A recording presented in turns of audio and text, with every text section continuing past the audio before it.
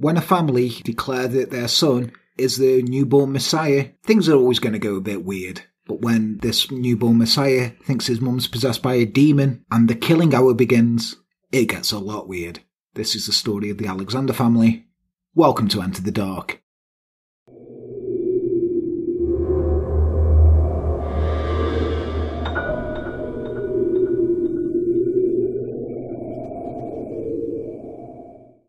Hello and welcome to Enter the Dark. I am Jan. With me as always is Les. How's it going, Les? All good, man. All good. Good. So then, yes, today's episode is on the Alexander family. A nice little cult for you here, Les. You love a bit of cult action, I love cults. And these, I'm guessing, nothing like the Lighthouse family. No. Catchy pop numbers being used by banks and shit like that in adverts. No, these guys... they're fucking crazy, to be perfectly honest, as any religious cult is. Yes. Speaking of religious cults who follow people without question and give them all the money, let's give a shout out to our patrons. Hey. We have Hannah Blue Harrington, Amanda Champagne, Astoria Crowley, Amy Emma and Jet Coleman, Sasha Johnson, Lisa Dempsey, Marie T. Jensen, Kelsey the Cannibal, Misty Day, Becky Louise, Izzy from the Clink, Jules Henderson, Mr. Crow, Richard Veccarelli, and Michelle Hudson. Thank you all for joining the Sick Fuck family. The flavour aid will be in the post and the cyanide. Joking, it won't. But yeah, if you do want to support us and help get these episodes out a bit quicker, or well, just because you like us, you can go to www.patreon.com/enterthedark, where you can pledge to us and basically join the Sick Fuck family and help us out. Talking of flavour aid. Yeah. One of our American friends, do you have cordial? Because I noticed, that's their kind of juice, isn't it? Basically, cordial is diluted. Basically, fruit juice that you put a little bit in and then you top it up with water to dilute to taste. Yeah, because, their flavour aid is like a powder, isn't it? It's a powder that they put in and then they add water. And it's just you never see, a sort of cordial, Just wondered. I'm just something I've been ruminating on. Yeah, let us know, guys. Thanks for that, Les. It's all right. Strange little boy. But yeah, so let's crack on with this one. Little boy. You are a strange little boy. You know this. So, the Alexander family. In early 1950s, Harald Alexander was a young stonemason living in Hamburg, Germany, where he came into contact with an old man named George Rehael. George was the leader of a small religious group called the Lorber Society. Now, the Lorber Society was a kind of Gnostic Christian current of thought that included elements of the esoteric nature. This kind of pseudo-religion was based on the visions of the Austrian professor Jacob Lorber, who, in the 19th century and at the age of 40, began to receive prophetic messages dictated by the Holy Spirit. Allegedly. He could have just had, schizophrenia or a brain tumour or something, I don't know. Gnosticism's usually pretty chill. So you can question whether it exists properly, but this wasn't chill. So Harald met Rehael in Hamburg when the old man was dying, and he cared for him during his last days. When Rehael passed away, Harald announced to his wife that he had inherited the leadership of the Lorber Society. Convenient, that, ain't it? Yeah. He also inherited an old fetish coat and a portable harmonium/organ with an accordion mechanism that provided musical accompaniment at society gatherings. That's kind of hilarious. It's where did you get that coat? And it's old man died, make me the leader of this cult. What are you doing? Musical accompaniment? Fuck off. Unless you got a monkey with a fez hat dancing, fuck off. So... the religious views of the Lorber Society were far more extreme than the average Christian congregation. Some Christians believe in the concept of self-denial, which is essentially where you deny personal human pleasures like sex, overindulgence, food or drinking, etc. Like Mormonism, where no sex before marriage and shit like that. Now, all of this is done to gain favour with God, but the members of the Lorber Society took this concept of self-denial to the extreme. They practiced it so aggressively and so literally that nobody in the society could really have a life of their own. All they could do to adhere to the society's very strict rules was to worship God 24/7. In addition to their very severe lifestyles, members of the Lorber Society also believed that anyone outside of the small society was basically evil. Right. So basically, everyone in our little group just worship God.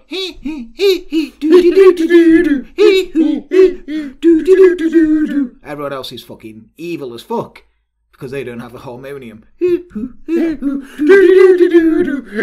So, Dagmar Alexander, who was the wife and mother of the family, shared her husband's convictions and accepted his self-proclaimed role as leader without hesitation. While Harald was in charge of the Lorber Society, he would continuously tell followers that they needed to be ready for when the next prophet of God returned to Earth. Now, Harald told his followers that when this happened, he would know immediately and would tell them, and whatever this prophet wanted, no matter how confusing or crazy or terrible, they had to do it without question, because it was God's will. Oh, God's will. Oh. That's always a fucking good one, isn't it? It's like, God's will. Why are these children dying? Oh, it's God's will. Why can't this woman have an abortion after she's been raped? Oh, it's God's will. Why did you create parasitic worms that's life cycle solely relies on the human eye? God's will. God's will. In 1953, they would have their second child, a boy named Frank. As soon as this child was born, Harald proclaimed that his son is the prophet that they've all been waiting for. So not only has he sort of co-opted, he's had the leadership of the group. A fetish coat and a harmonium. He's now like, oh, my son's the son of God. Yeah, he's the prophet of God. He's the prophet he's like, of God. Yeah, my son's prophet of God. You do whatever he says. So when this kid's like 2, and he's like, oh, I want a fucking chocolate moon.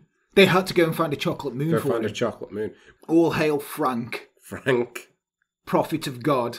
I mean, if you're going to have a Messiah, and you know this kid's called a Messiah, don't call him Frank. Call him something like, I don't know, a cool name. Like Ezekiel. No, something like Brian. Brian. Yeah, or fucking Daryl. Daryl, Prophet of God. Daryl. Oh, that sounds like a fucking awesome film. Daryl, Prophet of God. That does sound good. Yeah. He was a used car salesman. But now he kicks ass for the Lord. So, as Frank grew up, he was cared for by members of his family. His older sister Marina and his younger twin sisters Sabine and Petra and his parents. Now, these guys all responded to his fucking every whim. But, unfortunately for Frank, Prophet of God, wasn't all plain sailing for him. No, Dagmar, mother of Prophet of God, that's a way better name. Dagmar. Yeah. I know a girl. I got a friend. You know a girl, do you? Yeah. Well done. Well done. He knows a girl, ladies and gentlemen. Let's just leave it there, because you know a girl. Yeah. Her name was Nina, but her name was Nina. So not her mum's name is Dagmar. Oh, I thought you said her mum's name was Nina. I was going to say, what the fuck's that got to do with it? Her mum's German. Hold on. Just like Dagmar. Just like Dagmar. Yeah. Hold on. I don't think it is her, Les. We'll get to that. Dagmar was terribly tough on poor Frank, and kept his left hand tied behind his back because he was left-handed and... Oh, they don't like that, do they? Left-handed was a slight against God. She was like, Frank, you are the prophet of God, but you are displeasing God with your left-handedness.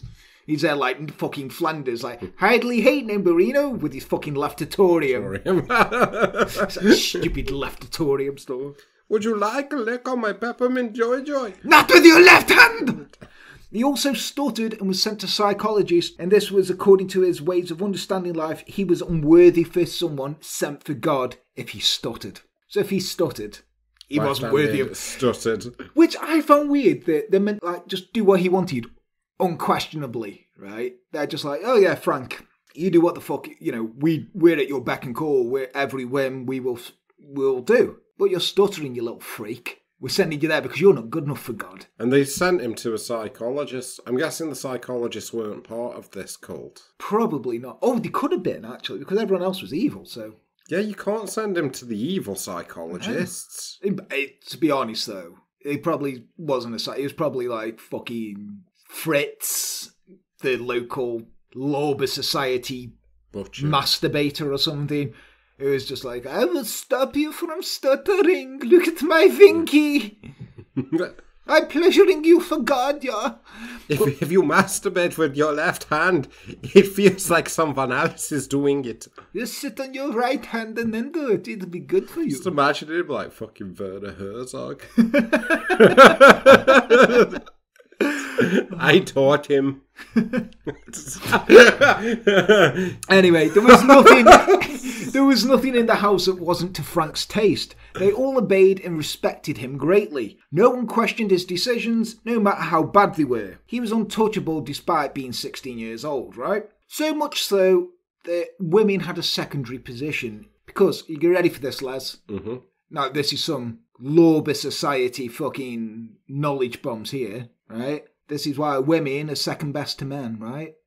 If Eve was born from the rib of Adam, woman was actually an imitation of man. Yeah. It makes no fucking sense, does it? Religious bigotry, I fucking hate it. Anyway, in that house, orders were given by men and women obeyed them. No one attended to the two wishes of the women because those two men had always prevailed. This included sexual intercourse. This is where it gets weird. Now, Frank was forbidden to sleep with girls of his age because they're evil. They're not good enough for Frank, prophet of God. Right. Hashtag prophet. They were all considered dirty. You know, as we all know, though, dirty girls are the best. Oh, yeah. The only way he could develop sexually was by committing incest. Of course. So Harold's like, Frank, you have my blessing. You can copulate with your mother and your sisters. Was? Yeah, your mother's really fucking good at sucking dick. Let her get your schnitzel in her mouth. Yeah, it's good. She will milk your lizard. Very good. Yeah, but this fucking incest got made public. Good. So the authorities were on the verge of arresting him, but they fled to Tenerife. Because why not? We all love, why not go to Tenerife? Tenerife, of all fucking places. See, it's weird. Just let us explain why that's, like, funny from a British perspective. It's like, you ask somebody where they're going on holiday, there's about, what, I'd say about an 85% chance they're going to go Tenerife or Benidorm. Yeah. Tenerife or Benidorm.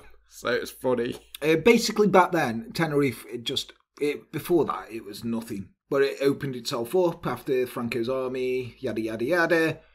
And the Germans loved it there. Because also, if you were a Nazi, Franco wasn't going to kick you out. Is that why they've always got the fucking deck chairs? It's an old joke. No, it wasn't deck chairs. It is towels on sun loungers. Towels on, that's the one. Yeah. That's just a horrible German stereotype, Les. You massive bigot. It's true, though. So, they chose... They're just more efficient. That's positive discrimination. Yeah. Chalk another one. Where's that lady who said I was an anti-Semite the other week? Yeah. Yeah, now, just because you're having to go at Germans doesn't mean that. He isn't an anti-Semite, anyway. I love how he's not an anti-Semite. I did actually defend you and say... You did. I was like, what joke did we make? Yeah, that was very strange. It was very strange, but yeah. They're still listening, so... He's not an anti-Semite. He's a very naughty boy. Anyway, so they chose Tenerife because God had dictated it so. Or so they said. Dagmar had just received an inheritance of 20,000 marks on the day that Harold wore his fetish coat that George Rehaller gave him when he died. Did he have his... But then, that then became the Coat of Luck. Coat of Luck. The Coat of Luck. And he agreed to buy land in the Los Cristianos area on the island of Tenerife, the place they did not know except by hearsay. It was in this detail that they believed they saw that Providence was guiding them, and also a bit of musical accompaniment.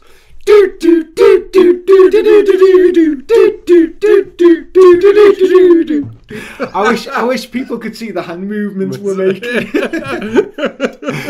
Once they were on the island, they tried to lead a normal life, trying to go unnoticed as much as you can by when you've got a guy saying he's the prophet of God and he's fucking his mum and sisters. The sisters were engaged in domestic service, and Frank had found work as a delivery boy. Nothing's too good for the prophet of God. No. Apart from dirty girls. But the neighbours soon began to see something strange and unusual in them. The chants and rituals and the accordion playing. It continued to happen all through the night, and rumours began to awaken. On the afternoon of December the 16th, 1970, Dagmar had moved into a twin bedroom to nap with her husband when Frank came in and sat on his father's bed staring at his mother, giving her come-to-bed eyes like, "Hey, Mama, you fancy a bit of my schnitzel, yeah?" Father, I know you... Father, you must leave now. Father, do you want to sit in the corner and watch again, as I pleasure mother like you never could? Anyway, Frank would later tell one of his psychiatrists he found his mother had a demonic look. Oh, was his mother a dirty girl? Frank felt a pang, and it wasn't the pang to fuck his mum. The killing hour was upon them, he proclaimed, and he told his father to take a wooden clothes hanger and prepare. Dagmar understood what was about to happen and willingly placed herself face down to allow herself to be killed. With a wooden coat hanger? They remained in the room for about an hour, beating Dagmar to death with the hanger and other implements. Is it one of them big chunky ones? Oh yeah, the big fucking heavy ones. You know, I can believe that. But sometimes the glue isn't that good. Because I used to work at a clothes shop. See, this is German engineering. Yeah, but sometimes they do split in half. It don't matter if he's beat it to death and he's splitting off. He's got a stabbing implement. He's not hanging his fucking coat of luck because up they on they go together like a jigsaw, so it doesn't split in half in the way that it gets splintered. Les, you're a fucking nerd. Who cares? No one cares about how clothes hangers are put together. We're on about killing here. I'm just saying. I'm on about a man, a prophet of God, and his father killing the mother with a coat hanger that they've both fucked. Right? They've both fucked this woman, right? And you're like, oh, well, I think you'll find there's a coat hanger goes together like a jigsaw. No one gives a shit. Why couldn't they just smothered her? It's the killing hour, Les. Don't question the prophet of God, Frank. Just get the pillow and stick it on her. Frank wanted a coat hanger. Well, Don't question Frank, prophet of God, #prophet. Did they do all this to a musical accompaniment? No. Actually, yeah, they actually did. Yeah, they moved into the other room and they moved into the other room and beat and mutilated Petra and Marina. That's not funny. At one point, Harald began to play the harmonium and recite psalms while his son inflicted brutal carnage on the body of family members using pruning shears, shoemaker blades, and a hammer. Go.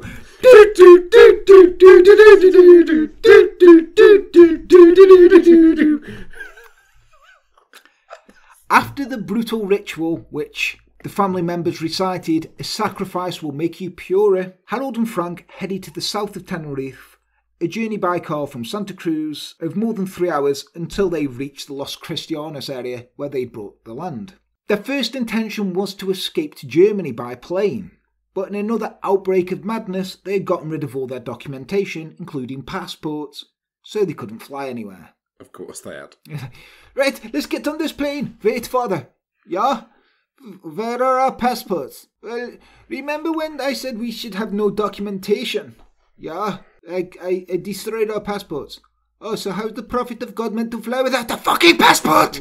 You're the prophet of God. You're supposed to be able to fly. What are you going to do to please me, father? Okay then, that's okay.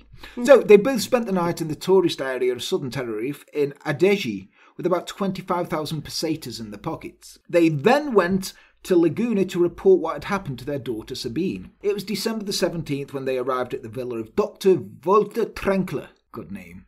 Walter Trenkler. Walter Trenkler, asking to see Sabine, who was 15 at the time and worked for Trenkler as a maid. The doctor looked at the two men and thought they were covered in mud, but he would soon find out that it was actually dried blood. Dirty boys. The doctor found her in the kitchen preparing a meal and told her that her father and brother were in the yard waiting to see her. Harald told her together with her brother they'd ended the lives of the mother and sisters. Anyone else here, you'd be thinking, what the fuck? Dad? Frank? Prophet of God? Sabine took her father's hand and said, I'm sure you've done what you think is necessary. Dr. Trenkler, who was listening in to the conversation, was in shock at the revelation. Fucking eavesdropping bastard! I know. He's like, these two men are your father and brother are covered in mud. I must listen to this conversation. But then Harald saw him and said, you heard it. We have killed my wife and other daughters. It was time to kill. Doctor was like, oh, excuse me, I must go to my office. No, it is. I'm sure you did. What was it? Oh, what's that? Was that? Yeah, I'll be back. I can hear it. Phone ringing. He went to his office, barricaded himself inside, called the police, who arrived and found the family, three people, family members. They were just chilling in the yard still, just covered in blood. I love how he barricaded himself in. Just like, I even left the stove on. Just like, for fuck's... Nope. Chair under the door handle. Just like, on the phone. Yeah. When the police entered the house, it was full of blood and skin, and tissue was scattered all over the walls, the floor, and the ceilings. Hanging from ropes throughout the house, they found breasts, nipples, and other perverse organs, as they called the female genital organs. What? Yeah. Dagmar's heart was suspended from the ceiling by a rope. Why did they do that? They're fucking, they're dirty women, aren't they? And, Frank probably was like, can we hang up their nipples? And he was like, yeah, you're prophet of God, Frank. That's just childish. I mean... That's just childish. No, that's fucking perverse. That's disgusting. That's childish, that is. Hanging a heart up by a rope. Fucking child. Fucking edgelord. It was 10:30 a.m. on December the 17th, 1970, and the trial against Harald and Frank Alexander began. The Provincial Court of Santa Cruz de Tenerife witnessed the account of the events that the accused were accused of. Frank, disconcerted, seemed beside himself, and Harald was absent. Both were silent, and neither spoke. I will show you the photo after, right? Frank literally is just like this in every photo, looking fucking crazy as fuck. Right. During the testimony of the two forensic experts, Dr. Serrano and Velasco Acasi assured that the father suffered from a mental illness of chronic delusional schizophrenic-based type, while the son had suffered a psychic contagion or an induced disorder. The Archangel St. Gabriel spoke to me in 12 different tones. He wanted to conquer the kingdom of David, Harald told Dr. Velasco during his internment in the Madrid Penitentiary Sanatorium. Okay. Yeah, he's not all there, is he? Before the testimony of the professionals, two dilemmas arose. That of the defence requesting his confinement in a psychiatric hospital, and that the prosecutor, Themistodes Chlanos, who was called for the death penalty for Harald, at that time it was still executed by vile stick, and the 20 years of minor imprisonment for each of the victims for Frank. By vile stick? Yeah. What's that? Legitimately? I've just made it up. That's really just your face there. That's really funny. It's like hitting him with a stick. Are you dead yet? Finally, the court acquitted the defendants of the crimes of patricide and murder because they were not responsible perpetrators and for concurring in the defence of mental insanity. According to the ruling of the March 26, 1972, the two were to be interned in one of the establishments for the sick of that class, from which they will not be able to leave without prior authorisation from this court. Basically, they were declared insane and sent to an insane asylum. Harald and Frank were admitted to Madrid Penitentiary Psychiatric Assistance Centre, but in 1990 they managed to escape, and even Interpol issued a search and arrest warrant internationally. There was no luck and both disappeared. So they've gone. No one knows where they are to this day. Apparently, Sabine Alexander entered a cloistered religious order to continue to stay away from the demons that exist in society. Harald and Frank are said to have been taken in and hidden by members of the Lorber Society in Austria, although the sect has adherents in Europe and the US. Thus ends the ballad of the Alexander family. They